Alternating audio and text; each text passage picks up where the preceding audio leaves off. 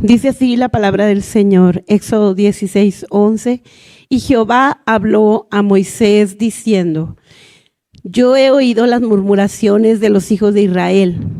Háblales diciendo: Al caer la tarde comeréis carne, y por la mañana os saciaréis de pan, y sabréis que yo soy Jehová vuestro Dios. Y venida la tarde, subieron codornices que cubrieron el campamento, y por la mañana descendió rocío en derredor del campamento.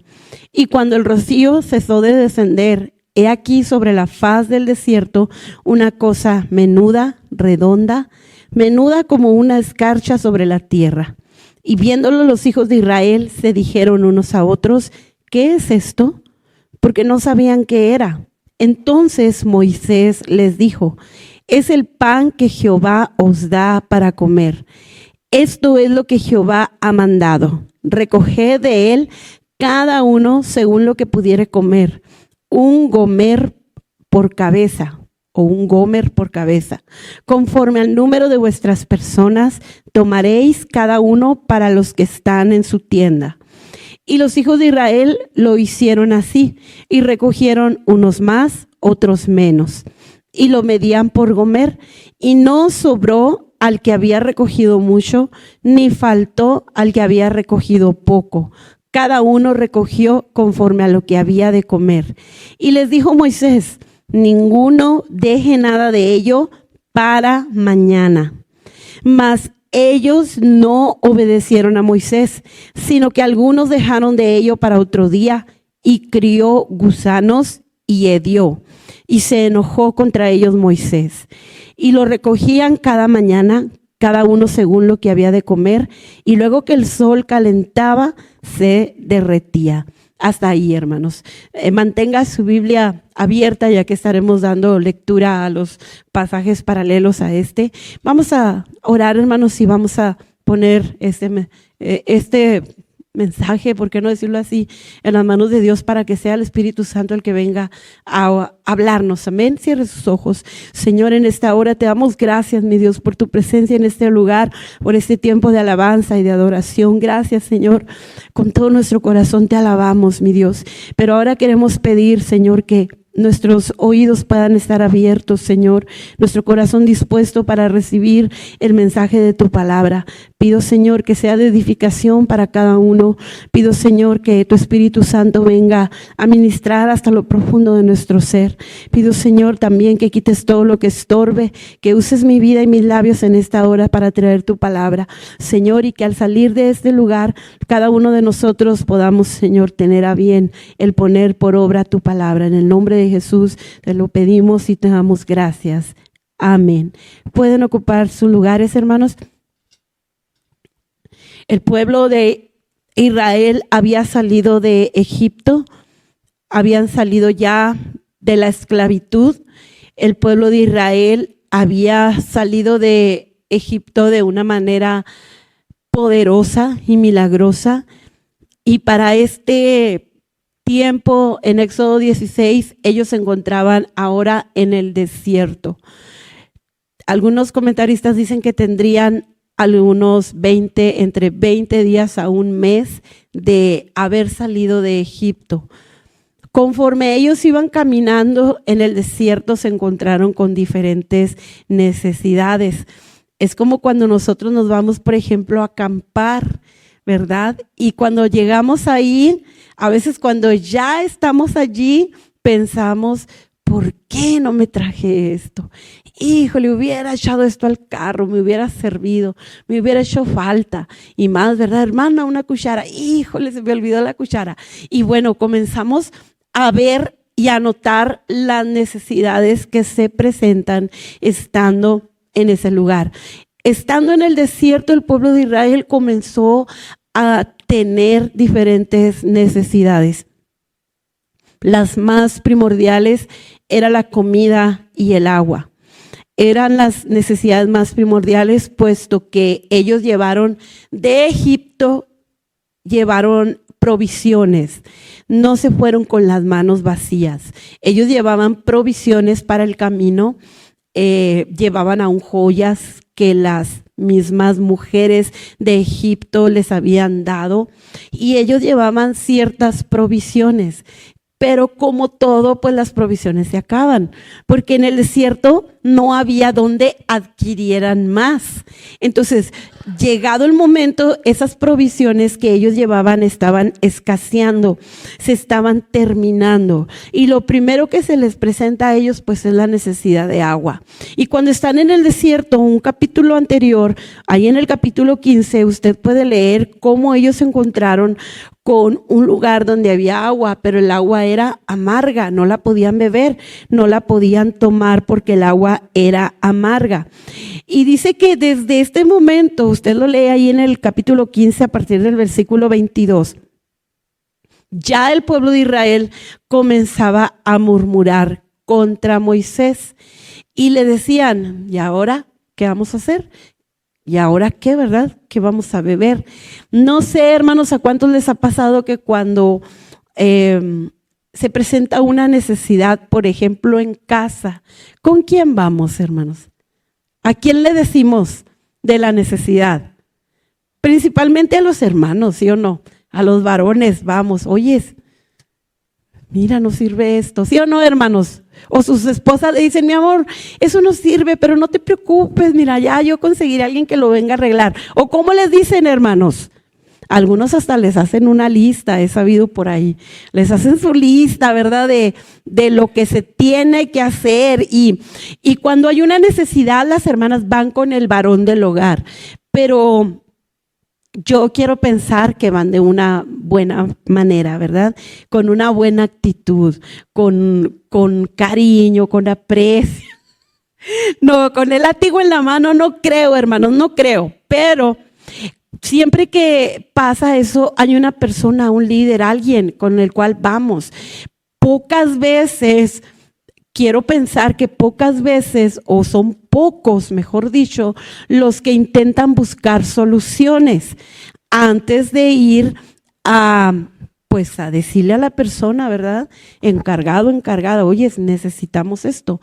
Y muchas de las veces no buscamos nosotros mismos las soluciones, sino que vamos con el papá, con la mamá, para que nos ayuden, para que resuelvan el problema.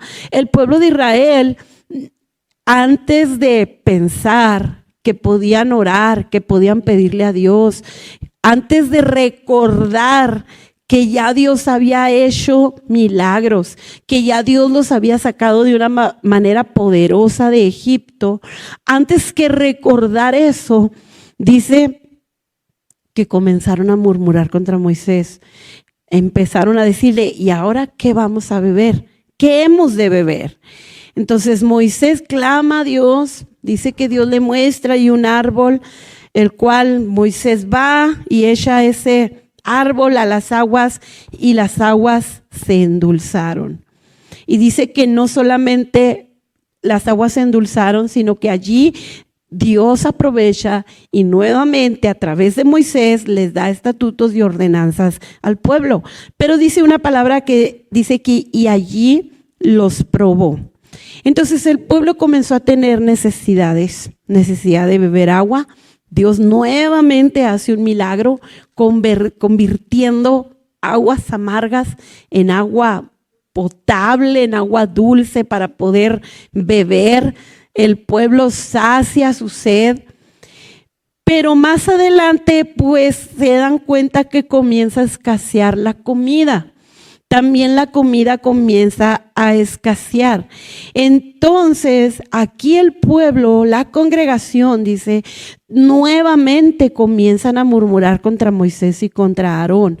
Y en el versículo 16, capítulo 3 versículo 3 del capítulo 16, dice que el pueblo decía, ojalá hubiéramos muerto por mano de Jehová en la tierra de Egipto, cuando nos sentábamos a las orillas de carne, cuando comíamos pan hasta saciaros, pues os habéis sacado a este desierto para matar de hambre a toda esta multitud. El pueblo de Israel nuevamente estaba en murmuración. El pueblo de Israel nuevamente estaba en queja. Y en todo el capítulo 16 nos habla la Biblia cómo Dios responde a esa queja. Obviamente Dios no se agradó de que el pueblo estuviera murmurando y que estuviera quejándose, pero aún Dios en su grande misericordia les proveyó y les dio el maná del cielo. El título de mi mensaje para esta tarde es: no guardes el maná. No guardes el maná. El maná era, hermanos, un tipo de hojuelas, un pan que Dios había proveído milagrosamente desde el cielo para alimentar a los israelitas. Eso era el maná. El contexto histórico de esto, hermanos, nos narra cómo fue que el pueblo salió de Egipto, cómo se encontraron en el desierto, cómo comenzaron a tener diferentes necesidades.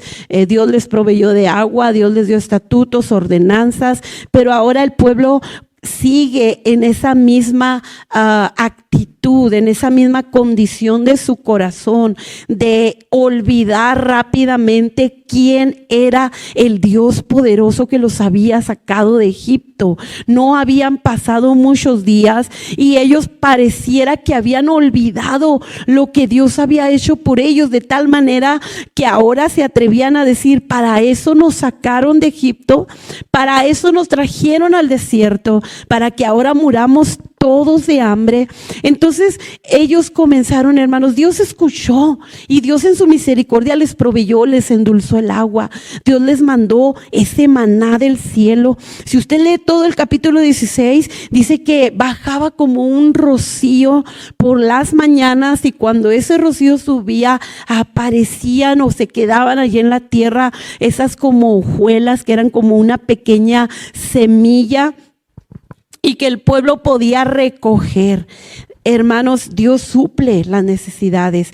El pueblo de Israel comenzó a tener necesidades como todo ser humano las tiene. Usted y yo tenemos necesidades económicas, necesidades físicas, necesidades afectivas, necesidades emocionales. Todos tenemos necesidades porque estamos sujetos a una carne y por lo tanto vamos a tener necesidades. El pueblo de Israel tenía necesidades y sabe, hermanos, Dios los había escuchado, Dios les había proveído, porque ya Dios les había prometido con anticipación que no los dejaría, que los llevaría a una tierra prometida. Ya Dios se los había prometido. Entonces, estaba mal el pueblo de Israel, hermanos, en hacer notorio o en decir o en pedir lo que necesitaban. ¿Estaría mal el pueblo de Israel en expresarse? Yo creo que no estaba mal el expresarse. No estaba mal el hacer saber sus necesidades, porque todo ser humano tiene necesidades. Y sabe, hermanos, ellos dicen que comenzaron a tener hambre. Imaginémonos cómo fue su vida en Egipto, y aunque eran esclavos, pero vaya, tenían comida. Imagínese usted, hermano, hermana, que salga de su casa, se vaya a un lugar y se le acabe la comida, y de repente usted comienza a acordarse de los tacos, de las hamburguesas, de los tamales, de los huevitos estrellados con salsita y tortillas de harina y frijolitos en la mañana, ¿verdad? Y usted comienza a recordar todo eso. Obviamente se le va a antojar. Bueno, al pueblo de Israel, ellos comenzaron a recordar y había una necesidad física, vamos a decirlo, válida. Ellos tenían una necesidad válida delante de Dios. Ellos podían expresar su necesidad. Y sabe, hermano, mientras yo escribía, me recordaba cuando escribía este punto, cuando las necesidades son válidas, me recordaba cuando Dios nos permitió ir a viaje misionero a Chiapas y nos adentramos allá a un lugar de entre la selva, entre frontera con Guatemala. Y recuerdo, hermanos, que habían pasado ya algunos días que comíamos lo mismo. Todos los días comíamos lo mismo en ese lugar. En las mañanas, frijolitos negros calduditos, muy ricos. A mediodía, frijolitos negros calduditos. En la tarde, frijolitos negros calduditos, muy ricos. A la mañana siguiente, frijolitos negros calduditos. Hacía un calor pegajoso, de ese calor, hermano, que suda y suda y suda y suda a chorros. El agua era tibia porque el agua la traían de arroyos cercanos, las ponían en tambos y nosotros llevábamos unas gotitas y echábamos el agua en nuestra botella y luego le echábamos las gotitas para que se purificara el agua. Aún así, algunos nos enfermamos del estómago. Pero el agua tibia, imagínese el calorón. Hermano, de verdad, créame que llegó un momento, híjole, que dijimos, ¿cómo se nos antoja una soda bien helada, bien fría? Una coquita que hubiera aquí en este desierto, en esta selva. Era muy bonito el paisaje y todo, pero se nos antojaba, se nos empezó a antojar. Y de repente uno de los jóvenes se fue con el presbítero a otro de los pueblos cercanos y se fue. Y cuando llega, pero de esas veces cuando llegan los niños emocionados a nuestra casa por algo que adquirieron, llega pero contentísimo. ¡Hey, hey! ¡Vengan! ¿Qué creen? Y yo, ¿qué? Que no quería decir, ¿qué creen? No, pues adivinen. No, díganos. Y que saca, hermanos, unas coquitas, unas sodas chiquitas, así, las botellitas de vidrio, la coquita. Y todos, ¿de dónde las trajo? Yo quiero. Pues es que nomás pude comprar 3, porque nomás eso me completé. No, pues un fachito cada quien. Hermanos, y que le decimos, pues ábralas. No, es que ¿saben qué? Tóquenlas. Hermanos, iban casi hirviendo las sodas, bien calientes. Entonces dijimos, pues así calientes. Dijo, ¿cómo que calientes? No van a saber buenas. Pues las enterramos, hermano. Las echamos en una bolsa bien amarrada y como todas las tardes se ponía fresco y en las mañanas amanecía todo lleno de neblina, el suelo mojado, pues las enterramos y me recuerdo que decía, mañana tienen que amanecer, si no frías, cuando menos frescas. Y yo, hasta mañana, Señor, hasta mañana. En serio, hermanos. Yo me imaginaba al pueblo de Israel recordando, añorando de una manera válida, de una manera de que como humanos tenemos necesidades que son válidas. Bueno, hermano, para cerrar la historia, al siguiente día desenterramos las soditas, las coquitas, y sí, pues estaban un poquito frescas, un poco nada más, así no las tomamos y nos supieron a gloria esas sodas, mientras todos los días Dios bendiga a los hermanos de esa comunidad que nos alimentaron a todos los que fuimos con lo que ellos tenían. Entonces, hermanos, era válida su necesidad, pero lo que no fue válido fue la murmuración y la queja. Es lo que no fue válido delante de Dios, porque Dios ya se había revelado a ellos, porque Dios ya les había demostrado su poder, porque Dios ya había hecho grandes maravillas entre ellos y Dios ya les había dicho que los llevaría a una tierra prometida. Por lo tanto, la murmuración y la queja no eran válidas, porque después de que ellos recibieron la provisión de Dios del maná y que pudieron comer esas hojuelas, que las hacían como si fuera un pan y las podían comer, ellos no se saciaron con eso. Comenzaron a decir, pues ahora queremos carne. No queremos lo mismo, ahora queremos carne. Quiero decirle rápidamente que la murmuración es una conversación desfavorable sobre una persona que no está presente. O sea, hablar a espaldas de alguien más. Consiste en criticar, revelar defectos o difundir comentarios que dañan la reputación del ausente. La murmuración produce ceguera espiritual. La murmuración endurece el corazón y genera incredulidad. La murmuración se convierte en una actitud crítica. Y una persona que murmura no puede escuchar la voz de Dios porque sus oídos espirituales se cierran. El pueblo de Israel comenzó a murmurar y comenzó a quejarse y Dios también escuchó esa murmuración. Dios también vio esa queja. ¿Se quejaban contra quién? Contra Moisés, contra Aarón y contra Dios. Más adelante Moisés les dice, porque no es contra nosotros, sino es contra Dios quienes ustedes se están quejando y están murmurando. Dios les proveyó el maná, pero Dios también les dio reglas en esta provisión. Y lo leíamos del versículo 11 al versículo 21 del capítulo 16. Dice que tenían que recoger por medida. Dice que tenían que recogerlo por medida y dice que un gomer por cabeza conforme al número de las personas que vivían en cada tienda. Entendamos conforme al número de personas en la familia. Debían recoger nada más una porción para cada uno, vamos a entenderlo así. Y dice que tenían que recoger nada más lo del día, nada más para ese día. Entonces tenían que recogerlo en la mañana. Tenían que recoger la porción justa, que era un gomer por persona y de acuerdo al número de integrantes de familia. Otra regla era que el sexto día debían recoger el doble, ya que el séptimo día era día de reposo y ese día no caería maná.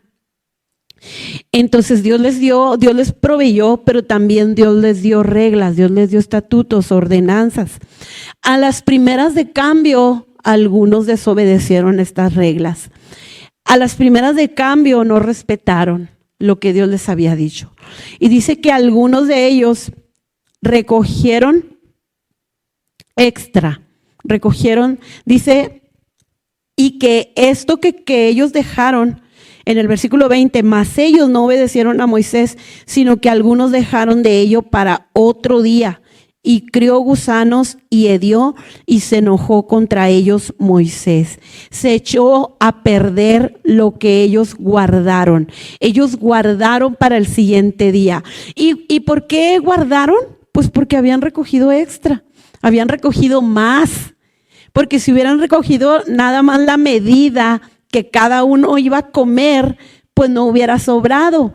Pero recogieron extra, guardaron. Esta actitud, hermanos, nos da a entender algunos aspectos del corazón del pueblo de Israel. Algunas cosas, hermanos, que ellos estaban haciendo o que ellos estaban teniendo y de la manera en que ellos estaban reaccionando ante la necesidad.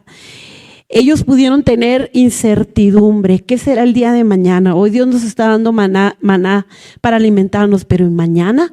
¿Y mañana qué pasará? La duda de que, ¿y de verdad irá a suceder? La duda de que, ¿y si el pueblo se amotina y se llevan todo y ya no alcanzamos? Hay que irnos a primera hora del día y primera fila y recoger todo lo que podamos. La duda, el miedo, un miedo a la vez válido. Como padres de familia, los padres de familia nos preocupamos para que nuestros hijos coman, ¿sí o no? Pudieron haber sentido temor, cierto miedo de, ¿y si la comida se acaba, qué les voy a dar a mis hijos? Ellos tuvieron también insatisfacción, nostalgia. Ellos tuvieron todo este tipo de sentimientos, nostalgia al acordarse de lo que tenían en Egipto. Pero lo peor que ellos tuvieron fue la murmuración y la queja. Guardaron el maná y esa porción que ellos guardaron se echó a perder. Y aquí entra, hermanos, este tema que se llama no guardes el maná. Esta historia, todo este contexto histórico, hermanos, nos da o nos presenta algunos principios bíblicos que podemos aplicar a la vida de todo cristiano. Dios conoce cada una de nuestras necesidades.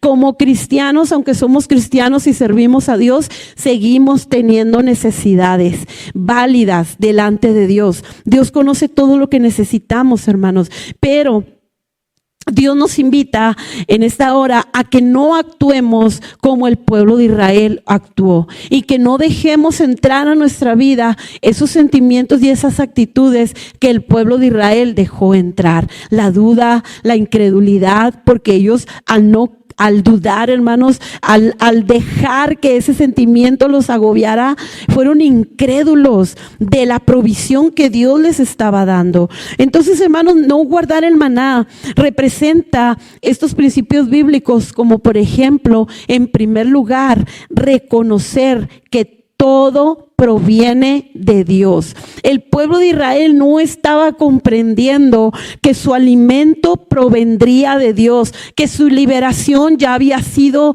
efectuada por Dios, que todo lo que ellos debían de hacer ahora debía de ser encaminado por Dios. Hermanos, créame, no les bastó ver la nube, no les bastó ver el fuego. Ellos aún, hermanos, no comprendían, no reconocían que todo provenía de Dios. Hermanos, no guardar el maná representa esto, reconocer que todo proviene de Dios. Todo lo que somos, todo lo que tenemos proviene de Dios. Es cierto, tenemos fuerzas físicas, algunos tienen estudios, profesiones, algunos títulos que les permite poder tener un mejor trabajo, adquirir un mejor sueldo. Ese mejor trabajo, ese mejor sueldo le da mejores oportunidades, le da una mejor condición de vida, vamos a llamarlo así, como que tener una casa propia, tener su carro, irse de vacaciones, comprar un mejor alimento, proveer todas las necesidades, gustos y a veces hasta placeres de nuestros hijos. ¿Por qué? Porque hay una economía que le permite tener solvencia, pero esa manera de obtenerlo, esos títulos, esa profesión, esas fuerzas para trabajar, créamelo, provienen principalmente de Dios. El pueblo de Israel, hermano, estaba viendo ese rocío, estaba viendo ese maná en el suelo. Ellos estaban viendo que no era por mano de Moisés, no era por mano de ninguno de ellos, era por mano directa de Dios. Nosotros, hermanos, no debemos de guardar el maná, porque cuando actuamos de esa manera no estamos reconociendo que todo proviene de Dios. Y ahorita le voy a dar algunos ejemplos de cómo actuamos cuando de una manera simbólica guardamos el maná. ¿Sabe, hermanos? Vaya conmigo a Números, por favor, capítulo 11. Y me quiero ir muy rápido porque el tiempo se me va pero volando. Números capítulo 11, en el versículo 10 dice: y oyó Moisés al pueblo que lloraba por sus familias, cada uno a la puerta de su tienda, y la ira de Jehová se encendió en gran manera. También le pareció mal a Moisés. Y dijo Moisés a Jehová: ¿por qué has hecho mal a tu siervo? ¿Y por qué no he hallado gracia en tus ojos, que has puesto la carga de todo este pueblo sobre mí? Y luego váyase conmigo, por favor, hasta el versículo 18. Pero al pueblo dirás: santificaos para mañana y comeréis carne, porque habéis llorado en oídos de Jehová diciendo: ¿quién nos diera a comer carne? Ciertamente mejor nos iba en Egipto. Jehová pues os dará carne y comeréis. No comeréis un día, ni 2 días, ni 5 días, ni 10 días, ni 20 días, sino hasta un mes entero, hasta que os salga por las narices y la aborrezcáis, por cuanto menospreciasteis a Jehová que está en medio de vosotros, y llorasteis delante de él diciendo: ¿para qué salimos acá de Egipto?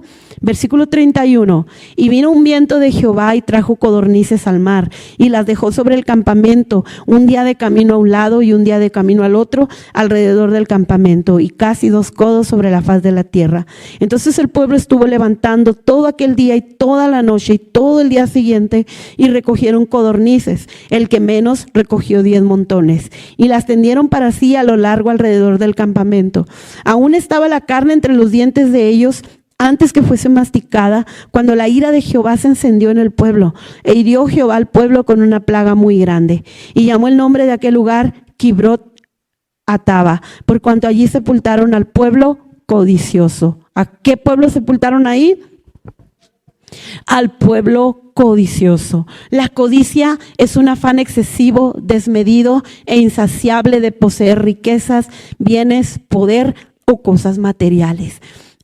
Este pueblo, hermanos, estaba codiciando, un afán excesivo, insaciable. No se saciaron con el maná, ellos querían más. Pero lo querían en una actitud, hermanos, de desafiante, en una actitud de, y ahora queremos carne, no estoy contento con el maná, es cierto, nos alimenta, pero ¿por qué no tenemos carne? Es como cuando, por ejemplo, algunas mamás preparan la comida y sirven la comida en su mesa, hijos, vénganse a comer, y llega el hijo y dice, pero ¿por qué no más sopa?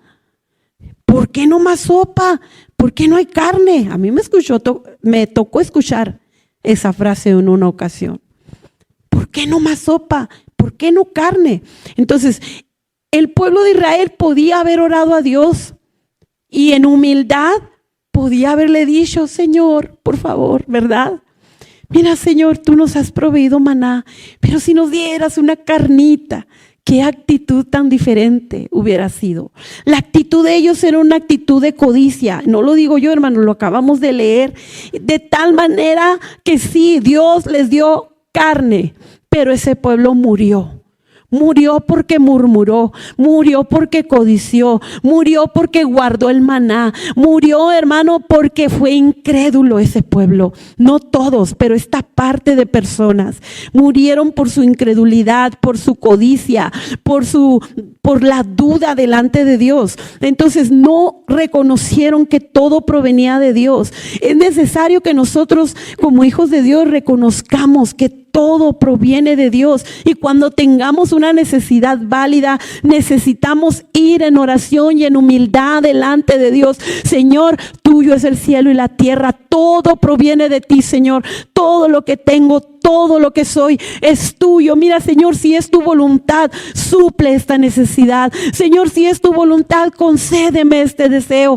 Dios quiere que vayamos, hermano, ante su presencia con humildad, creyendo que el Dios que nos salvó, que nos llamó, es poderoso para proveer cada una de nuestras necesidades y aún cada uno de nuestros anhelos más profundos. En segundo lugar, hermanos, al no guardar el maná, reconocemos que la provisión de Dios es diaria.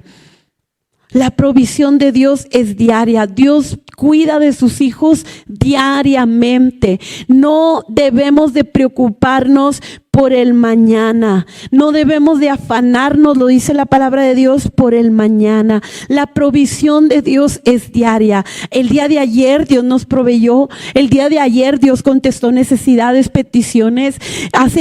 Usted puede testificar, hace, no sé, una semana, un mes, un año, 5, 10, Dios hizo un milagro, Dios se glorificó en ese tiempo. Pero la palabra del Señor nos enseña que día a día Dios tiene cuidado de sus hijos. Por lo tanto, Dios nos invita a no guardar el maná, a no acumular, a no preocuparnos por el mañana, a no vivir de las glorias pasadas.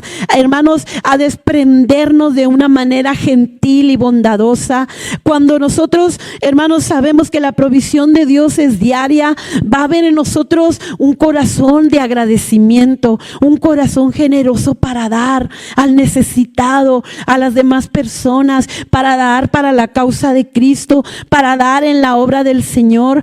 Sabremos que las finanzas que tenemos son dadas por Dios, y que aún y cuando nosotros traigamos al altar, al alfolí, la parte que a Dios le corresponde, la provisión de Dios para nosotros no va a terminar, porque la provisión de Dios para sus hijos es diaria. El pueblo guardó, el pueblo acumuló. ¿Cuántas veces nosotros, hermanos, podemos encontrarnos en esa misma actitud que tuvo el pueblo de Israel cuando acumulamos para nosotros? ¿Sabe? El exceso sin propósito, hermanos, siempre se echará a perder. La Biblia lo enseña. El exceso sin propósito se va a echar a perder. Por ello, a veces, hermanos, nuestras finanzas no nos rinden.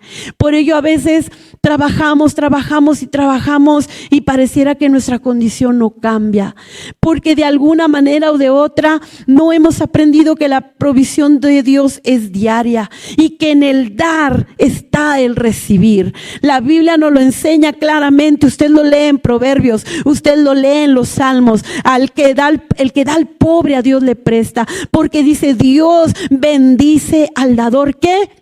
alegre, y muchísimos más textos que no anoté, pero que usted lo puede leer a lo largo de la Biblia, que al corazón generoso Dios lo bendice, al que sabe dar Dios lo bendice. El pueblo guardó porque de alguna manera fue egoísta, pensaron en ellos mismos, en mí, yo guardo para mí, y si mañana falta pues los demás a ver cómo le hacen, pero yo guardo para mí. No guardemos, hermanos. La provisión de Dios es diaria. Si el día de hoy, de mañana, pasado mañana, usted se encuentra con algún hermano en Cristo, con algún familiar en necesidad, y usted puede bendecirle, bendígalo.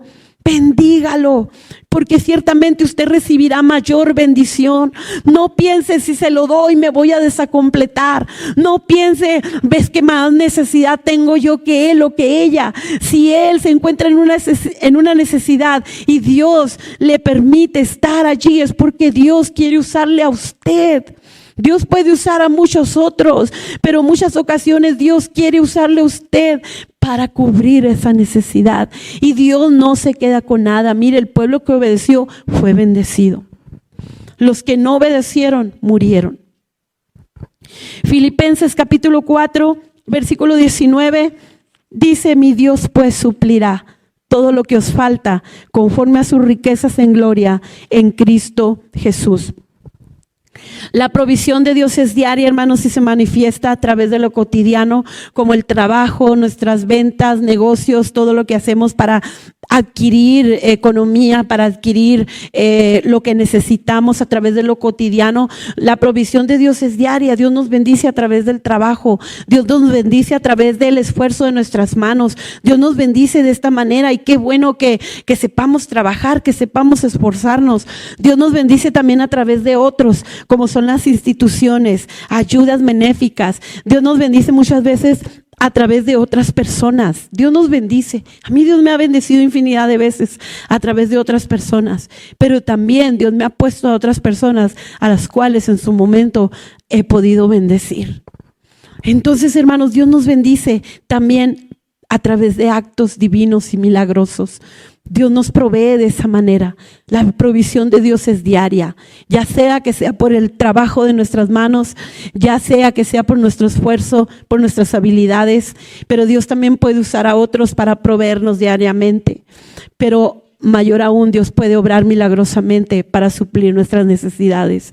Yo lo he visto y lo he experimentado muchas veces, cómo Dios obra milagrosamente para suplir. Entonces no hay necesidad de guardar el maná.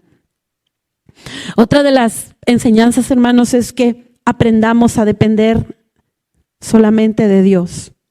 Pedir el sustento diario nos acerca a Dios. En la oración modelo que Jesús les dejó a sus discípulos, nos recuerda cuando dice: el pan nuestro de cada día, dánoslo hoy. El de cada día.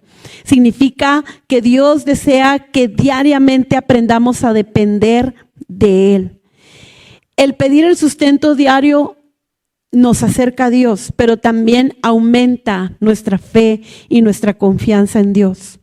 Permite, hermano, que nuestra fe crezca. Permite que nuestra confianza en Dios crezca, que es lo que le faltó al pueblo de Israel aquí: fe y confianza en Dios. Lo contrario es la incredulidad. Si va conmigo a Mateo capítulo 6, versículos 25 al 33, y el tiempo se me va.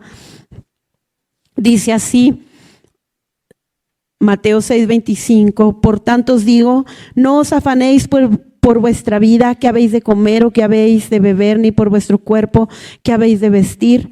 ¿No es la vida más que el alimento y el cuerpo más que el vestido? Mirad las aves del cielo, que no siembran, ni ciegan, ni recogen en graneros, y vuestro Padre Celestial las alimenta.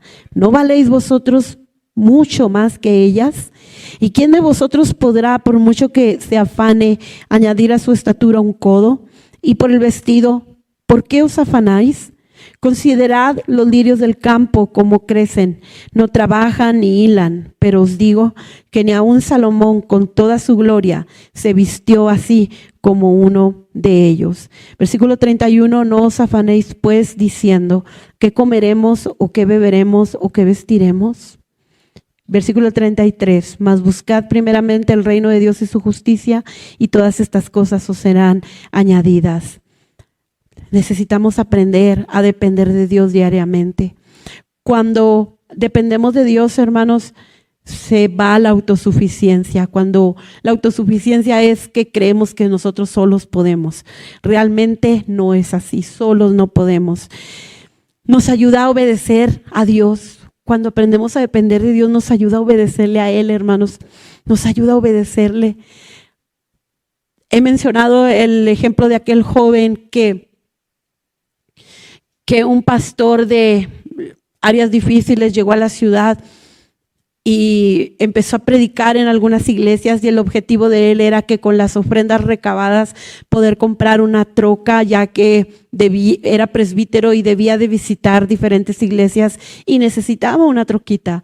Y como llegan a la casa de mi mamá, mi mamá los invitó a comer, y cuando se va el presbítero se sale un momento y le dice mi mamá a este joven: oye, hermano, ¿de casualidad el Señor no le ha inquietado para que usted sea el que bendiga al presbítero con su troquita?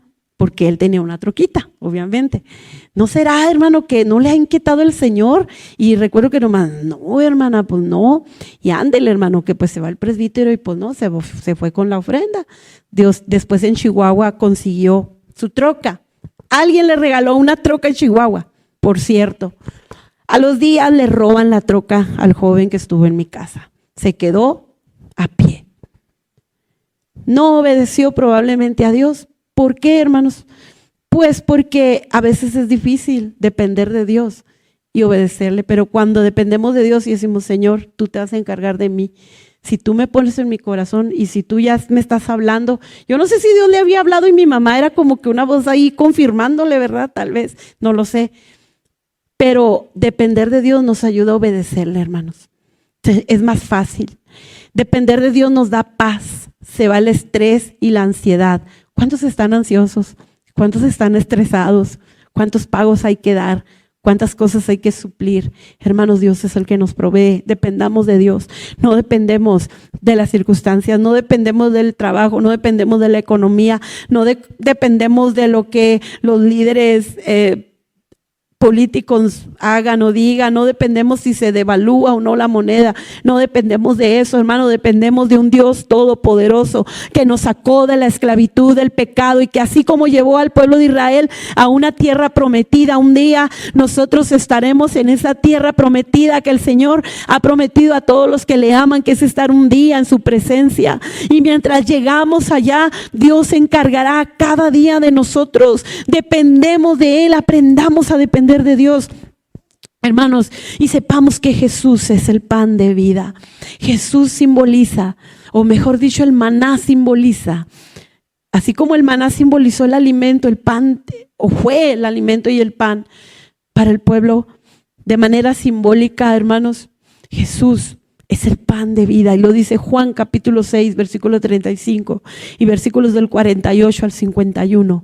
Y por falta de tiempo no se lo leo, pero dice claramente ahí: porque en el desierto los israelitas comieron maná que les fue dado del cielo, que los alimentó. Pero yo soy el pan de vida, que si ustedes comen este pan no volverán a tener hambre jamás, y el que come de este pan tendrá vida eterna. Como diciendo, Jesús se ofreció voluntariamente, se entregó, murió, se ofreció por nosotros, y el que viene a Él, el que viene a Jesús, el que viene a Cristo, hermanos, es aquel que vivirá eternamente con Él. Necesitamos diariamente el alimento espiritual. Necesitamos, hermanos, alimentarnos diariamente de ese alimento espiritual. ¿Y cuál es ese alimento espiritual, hermanos? La oración, la lectura, la comunión con el Señor. No guardemos el maná, no nos quedemos con ello. Dependamos de Dios, sepamos que la provisión de Dios es diaria. Hermanos, vayamos al Señor cuando tenemos una necesidad, confiemos en Él, dejemos que nuestra fe vaya aumentando, hermanos, y vayamos diariamente a ese alimento espiritual. No nos descuidemos. Pásale, hija, por favor. Para terminar, quisiera pedirle que vaya conmigo a Deuteronomio capítulo 8, versículos del 1 al 3. Y en este pasaje habla del por qué. ¿Por qué Dios permitió que pasara esto al pueblo de Israel? Deuteronomio 8:1 dice: cuidaréis de poner por obra todo mandamiento que yo os ordeno hoy, para que viváis y seáis multiplicados y entréis y poseáis la tierra que Jehová prometió con juramento a vuestros padres.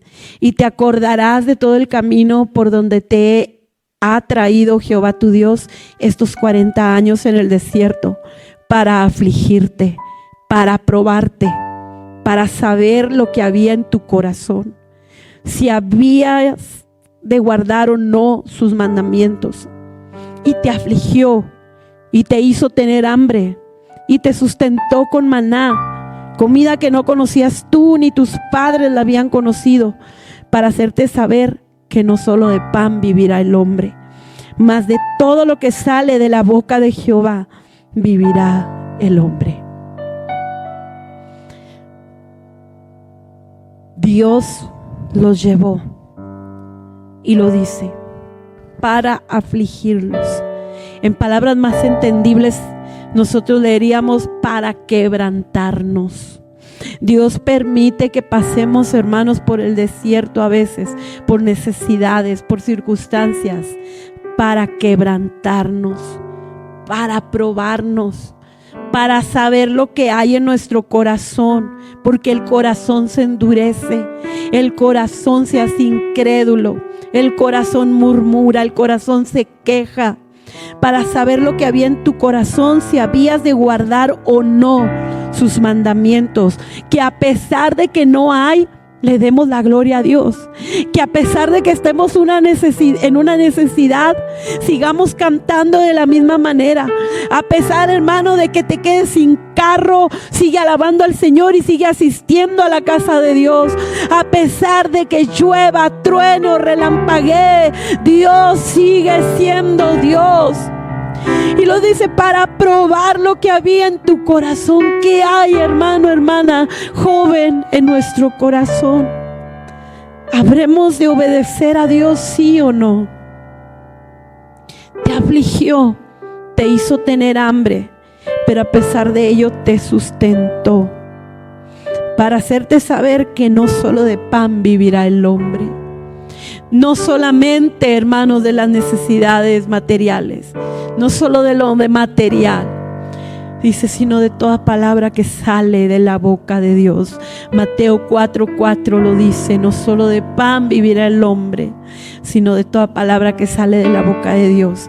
Porque tenemos un ser exterior que necesita lo material, pero tenemos un ser interior que necesita lo espiritual, que necesita tener comunión con Dios, que necesita alimentarse diariamente, que lo de ayer ya pasó, que si ayer oré mucho, gloria a Dios por ello, pero hoy necesito orar todavía, que si ayer el Señor me usó, qué bueno, gloria a su nombre, pero hoy, el día de mañana, Dios todavía nos quiere usar. Que si el día de ayer el Señor me bendijo, gloria a Dios, pero Dios todavía nos quiere bendecir para probar lo que había en tu corazón. ¿Qué hay en nuestro corazón, hermano? ¿Acaso nos quejamos? ¿Acaso dudamos? ¿Acaso desconfiamos de Dios? No lo decimos con palabras, pero ¿qué dicen nuestras acciones? ¿Cómo le respondemos a Dios? ¿Cómo venimos a la casa de Dios? A veces tristes, enojados, dudando. ¿Cómo, hermano? ¿Cómo está nuestro corazón? ¿Qué hay en nuestro corazón? ¿Cómo le respondemos al Señor? Decía un canto muy antiguo: porque aunque la barca se hunda, sé que el Señor de allí me rescatará. Y es una gran verdad. La confianza, la fe en el Señor nos lleva, hermanos, a actuar y a caminar en fe. Que aun y cuando todo se acabe, todo se hunda y todo salga mal, Dios seguirá manteniendo firme su promesa. Usted seguirá manteniendo su frente en alto, estará de pie, hermano, y el Señor no permitirá que usted caiga, porque usted es un hijo, una hija de Dios. Y Dios, hermano, lo dice Jeremías: daré todo por tu vida, enviaré por ti, te rescataré de naciones, traeré gente a tu rescate, a tu defensa. Amado hermano, amada hermana, Dios tiene cuidado de nosotros. Él ha prometido estar con nosotros todos los días hasta el final. Mateo 28:20 lo dice. ¿Qué nos falta, hermanos? ¿De qué tenemos necesidad? No guardemos el maná, confiemos en Dios, esperemos en Él y sirvámosle con todo nuestro corazón. Quiero invitarle para que se ponga de pie.